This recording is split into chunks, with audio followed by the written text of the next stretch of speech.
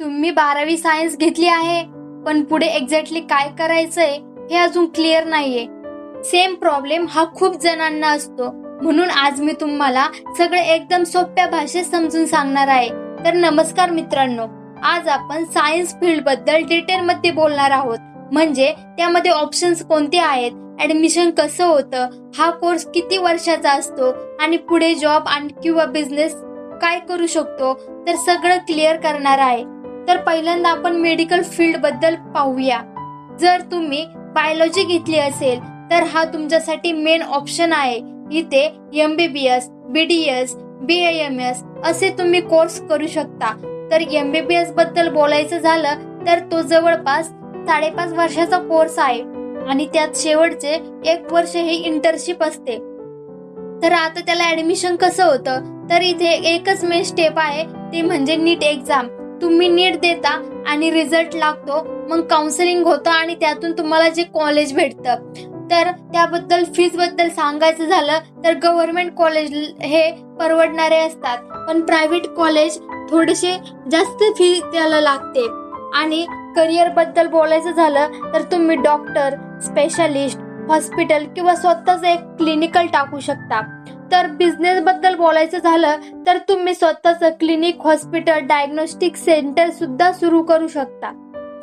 तर दुसरी फील्ड आहे फार्मसी.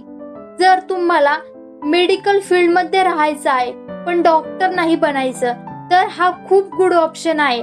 इथे 2 मेन कोर्सेस आहे, डी फार्म आणि बी फार्म. डी फार्म ही 2 वर्षाचा असतो आणि बी फार्म हा 4 वर्षाचा असते. तर ऍडमिशन जनरली 12वीच्या मार्क्स किंवा CET वरती मिळते.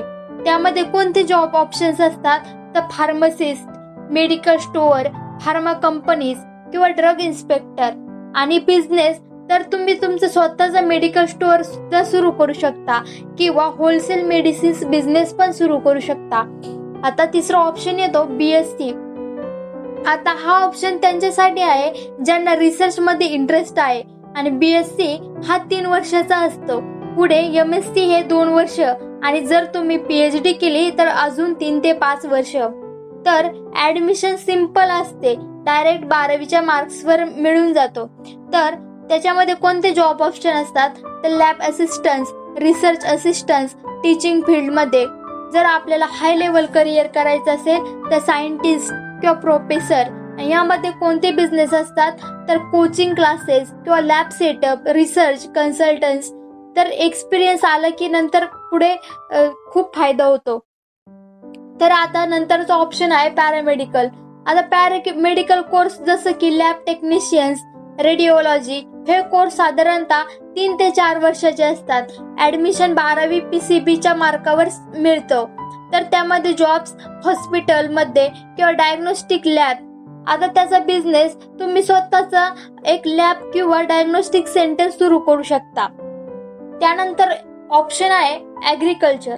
आता ऍग्रिकल्चर फील्ड मध्ये BSc ऍग्रिकल्चर हा 4 वर्षाचा कोर्स आहे आणि ऍडमिशन CET किंवा ICAR एक्झाम वर होतं. तर याचा जॉब ऍग्रिकल्चर ऑफिसर किंवा गव्हर्नमेंट सेक्टर मध्ये लागतो. तर यामध्ये बिझनेस पाहायला गेलं तर farming, agri startup, fertiliser shop, nursery business हे आपण करू शकतो. त्यानंतर पुढचा ऑप्शन आपण पाहणार आहोत फॉरेन्सिक. आता हा फॉरेन्सिक म्हणजे हा खूप इंटरेस्टिंग ऑप्शन आहे. तर फॉरेन्सिक सायन्स हा 3 वर्षाचा कोर्स असतो. इथे ऍडमिशन मार्क्स किंवा एंट्रन्स एक्झाम वर मिळतो. तर यामध्ये job crime lab, investigation agencies. तर यामध्ये बिझनेस म्हणजे प्रायव्हेट फॉरेन्सिक कन्सल्टन्सी तर यामध्ये करू शकतो. तर एक तुम्हाला इम्पॉर्टंट गोष्ट लक्षात ठेवा, सायन्स मध्ये ऍडमिशन हे 3 प्रकारे मिळतं. म्हणजे एक म्हणजे एंट्रन्स एक्झाम, दुसरं म्हणजे 12वीचे मार्क्स आणि तिसरं म्हणजे काउन्सिलिंग प्रोसेस. तर एक गोष्ट तुम्हाला होनेस्टली सांगते, सायन्स फील्ड निवडलं म्हणजे फक्त ऑप्शन नाही, तर रिस्पॉन्सिबिलिटी आहे. कन्सिस्टन्सी ठेवली नाही तर कोणताही कोर्स टफ वाटतोच. तर बहुतेक स्टुडंट ह्या 2 चुका करतात. दुसऱ्यांचं बघून फील्ड निवडतात आणि प्रॉपर माहिती न घेता डिसिजन घेतात. तर पुढच्या काही वर्षात हेल्थ केअर असेल, रिसर्च असेल आणि सायन्स फील्ड असेल अजून खूप ग्रो होणार आहे. म्हणजे ह्या ऑपॉर्च्युनिटी खूप वाढणार आहेत. तर बेसिकली सायन्स फील्ड हा खूप मोठी फील्ड आहे.